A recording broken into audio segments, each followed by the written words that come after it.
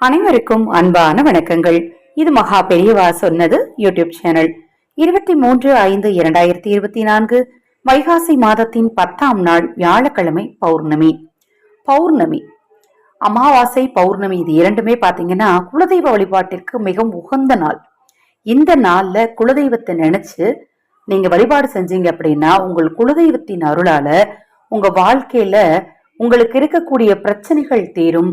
குடும்பத்துல ஒற்றுமையும் சந்தோஷமும் ஏற்படும். ஆரோக்கியத்துல நல்ல ஒரு முன்னேற்றம் இருக்கும். ஒரு சிலர் பாத்தீங்கன்னா அடிக்கடி உடம்பு சரியில்லாம போகுதுங்க, அடிக்கடி எங்க குடும்பத்துல சண்டைங்க அப்படிங்கிறவங்களுக்கு கண்டிப்பா குலதெய்வத்தோட அருள் இல்லை அப்படின்னு அர்த்தம். அவங்க தொடர்ந்து பௌர்ணமி திதியில குலதெய்வ வழிபாடு செஞ்சாங்க அப்படின்னா குடும்பமும் சந்தோஷமா இருக்கும், ஆரோக்கியமும் நல்லா இருக்குங்க.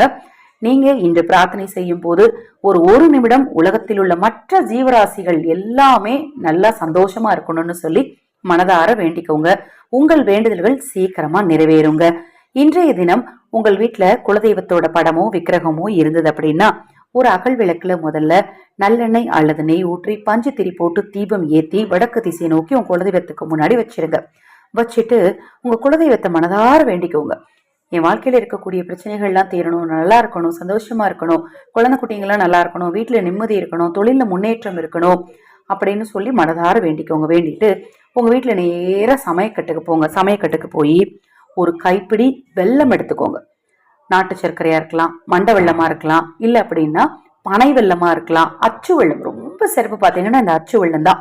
இப்ப நான் சொன்ன நாள்ல எது இருந்தாலும் அதை எடுத்து கொண்டு வந்து ஒரு கிண்ணத்துல வச்சு உங்க குலதெய்வத்துக்கு முன்னாடி வச்சிருங்க. வைத்து ஒரு 5 நிமிடம் அதே இடத்துல சம்மணமிட்டு அமருங்க. அமர்ந்து உங்க குலதெய்வத்தை பார்த்துக்கிட்டே இருங்க. போதும், குலதெய்வத்தை பார்த்துக்கிட்டே இருங்க. நீங்க நினைச்சதெல்லாம் உங்க குலதெய்வம் உங்களுக்கு நிறைவேற்றி கொடுக்குங்க.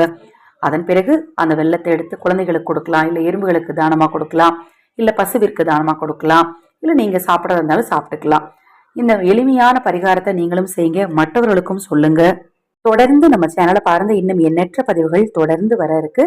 பதிவை முடிப்பதற்கு முன் ஒரு சிறிய அறிவிப்பு. நமது சேனல் சார்பாக அனைத்து பூஜை பொருட்களையும் அறிமுகப்படுத்தி இருக்கிறேன். அதுவும் 50% ஆஃபர் விலையில அறிமுகப்படுத்தி இருக்கிறோம். என்ன ஜபமணி மாலைகள் உங்களுக்கு தேவைப்பட்டாலும் இப்ப அறிமுக சலுகையாக பாத்தீங்கன்னா 50% சலுகை இருக்கு.